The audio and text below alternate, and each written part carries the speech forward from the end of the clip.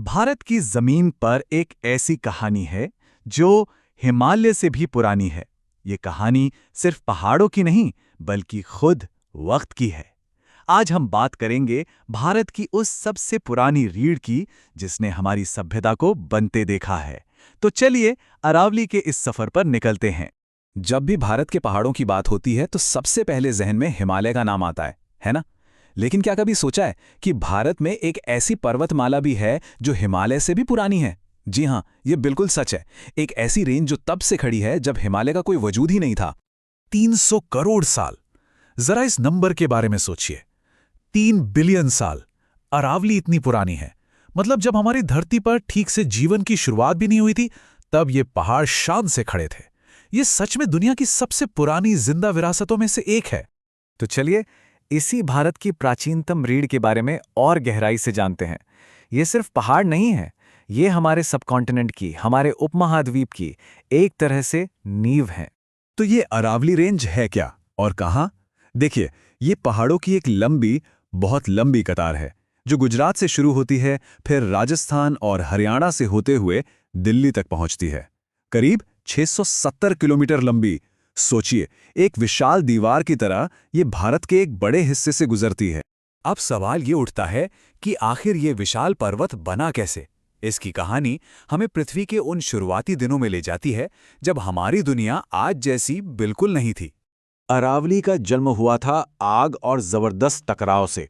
जरा सोचकर देखिए, धरती की टेक्टोनिक प्लेट्स एक दूसरे से टकरा रही थीं, चारों तरफ ज्वालामुखी फट रहे थे और उसी भयानक उथल-पुथल के बीच अरावली ने अपना रूप लिया। ये वो वक्त था जब धरती पर किसी कॉम्प्लेक्स लाइफ का नामो निशान तक नहीं था। और ये बात तो और भी हैरान करने वाली है। एक जमाना था जब अरावली की पहाड़ियां आज के हिमालय जितनी या शायद उससे भी ऊंची हुआ करती थी, लेकिन फिर करोड़ों साल तक हवा, बारिश, नदियों ने अपना काम किया और धीरे धीरे इन ऊंचे पहाड़ों को घिसकर छोटी पहाड़ियों में बदल दिया। आज हम जो देखते हैं वो उसी विशाल पर्वत के बचे हुए हिस्से हैं। ये दिखाता है कि वक्त कितना ताकतवर होता है। तो अरावली सिर्फ जमीन की कहानी नहीं कहती, ये इंसानी इतिहास की भी एक खामोश गवाह रही है। इसने अपनी आंखों के सामने सभ्यताओं को बनते और मिटते देखा है। एक बहुत दिलचस्प बात यह है कि भारत की जो पहली माइनिंग इकोनॉमी थी, उसका सेंटर यही अरावली की पहाड़ियां थी। यहीं से तांबा निकलता था और वही तांबा हड़प्पा सभ्यता जैसी महान सिविलाइजेशन के लिए बेहद जरूरी था। सोचिए, उनके जो औजार थे, बर्तन थे, वो सब इसी अरावली की देन थे। तो देखिए, वक्त के साथ अरावली का किरदार कैसे बदलता गया। हड़प्पा सभ्यता के लिए ये तांबे का एक बेशकीमती सोर्स थी। फिर राजपूत काल में ये एक मजबूत प्राकृतिक किले की तरह काम आई। और आज ये हमारे लिए एक एनवायरमेंटल गार्डियन, यानी एक पर्यावरण के रक्षक की भूमिका निभा रही है। और जब हम राजपूत काल की बात करते हैं तो अरावली सच में एक दीवार बन गई थी।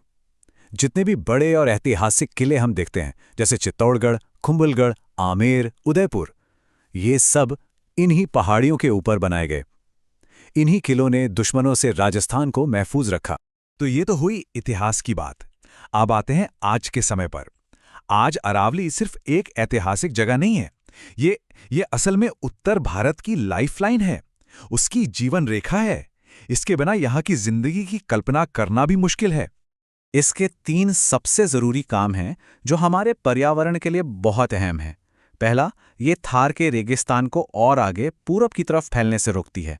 दूसरा, ये मानसून की हवाओं को दिशा देती है, जिससे बारिश होती है।